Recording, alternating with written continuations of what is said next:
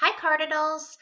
Starting today, for the next couple of weeks, probably the next 2 to 2.5 weeks, the second grade teachers are going to be finishing up Unit 4, Module A of our reading lessons. The first part of the module was reading Earth Dragon. And so since we finished that, we're going to be working on the next story, which is called Seek the Sun, and then some poetry, and then we're going to do some comparing and contrasting with Seek the Sun and Earth Dragon. We're going to do this on math days. Not instead of math, you'll still have math work to do, but because you already have a lot of work on the reading days. So on math days, starting today, you're going to hear your teachers go through the lessons, and since we can't really have you guys answer the questions, you're going to mostly see the teachers thinking out loud and reading the text to you.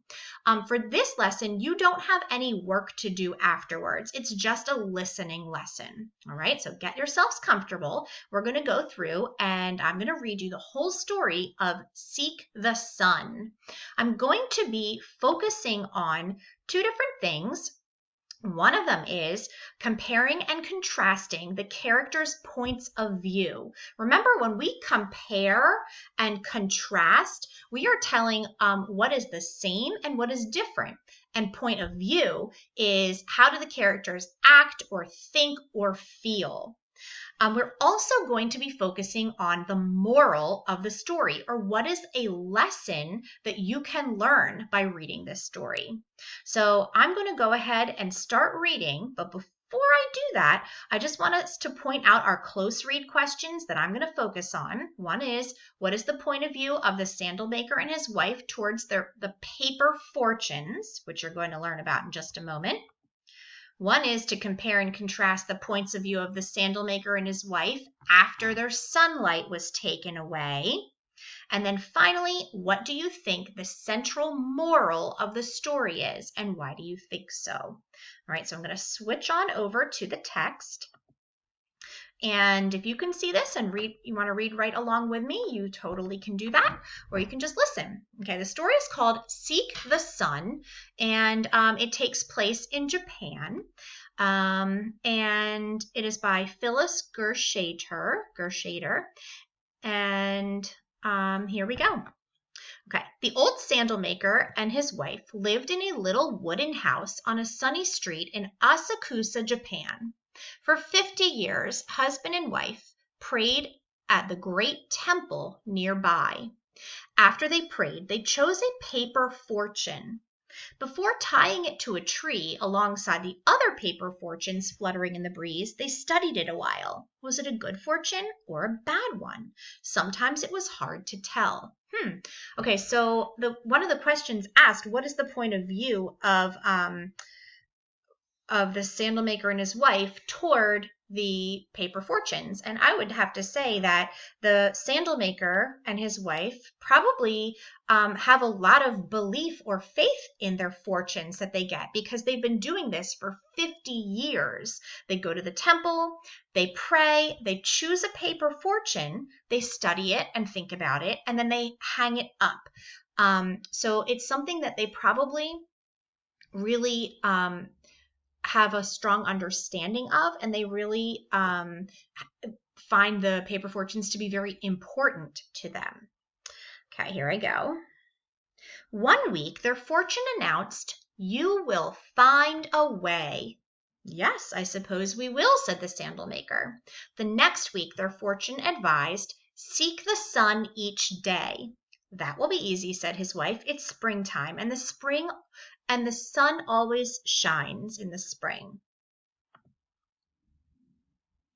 But that spring, in the year 1966, a builder came to measure the empty lot across the street. He was followed by 3 machines and a truckload of men. The men and machines dug a square hole in the ground and drove pilings deep down into the earth. They built walls high up into the sky, 154 feet high. The new building towered above all the other buildings on the block. Now the sandal maker's small 2-story house stood in the shade of a 9-story building. When the sandal maker and his wife rolled up the bed quilts in the morning, even on a sunny morning, it was still dark and cold in their house. Next door on the left, the tatami maker's house stood in the shade of the same tall building. Tatami maker is a person who makes mats out of straw. The tofu maker's house on the right stood in the shade too. And tofu is a type of a food. It's actually like a protein, and it's like a soft white food. It's made out of soybeans. The building cast such a long shadow it kept the sun from shining on all the houses in one whole corner of Asakusa. The sandal maker tended to his plants as lovingly as he always had, but his holly tree grew weak in the shade. His tiny bonsai trees stopped bearing fruit. The breezes that once blew gently in Asakusa now whipped around the tall building. The breezes turned into gusts of wind that lifted the sandal maker's wife's skirts when she went outside. The wind tore up her umbrella when it rained. The wind grew so fierce it spun the dust and dirt into swirling tornadoes, and it even uprooted the sandal maker's precious plants.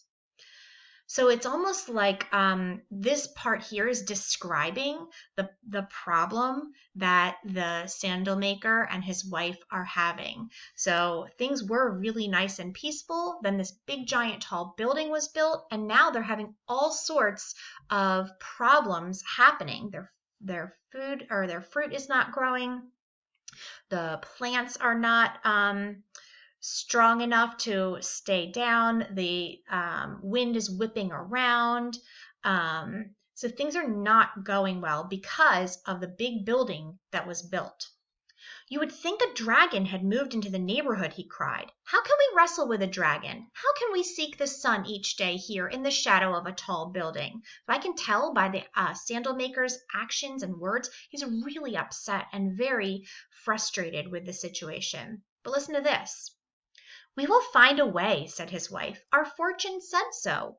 We will find a way to seek the sun, and our neighbors will help us. We will go to the courthouse and talk to the judge. So his wife has a different point of view than he does. She is feeling as though she's more positive. She's saying, no, the fortune that we really believe in, that we find to be so important, told us that we can seek the sun. We will do this. So he's feeling really negative. She is feeling really positive. So their points of view right now are different. Our house is cold all the time, the sandal maker's wife told the judge. The clothes don't dry. The bed quilts smell musty. The tatami mats are gathering mold. And right down here is an example of a tatami mat. My sandal shop is dark, said the sandal maker. I cannot see well enough to work. The straw for my mats cannot dry and stretch, said the tatami maker. The wind blowing around the tall building blows my cart away, said the tofu maker. So it's interesting that all of the different people from the neighborhood and community are all speaking up, and they're coming together to explain how their lives have changed and how they have had a hardship. The quality of their life has gotten worse, and they're not just saying like, oh, well, that's too bad. They're actually speaking up for themselves. After the judge listened to the townspeople, he listened to the owner of the building. We do not have enough land, yet we need more space for offices, explained the builder. We have no place to build on the ground, so we must build up into the sky. Yes, that is true, said the judge. When a city prospers, it does need more space to grow. But it is also true that people live in this city.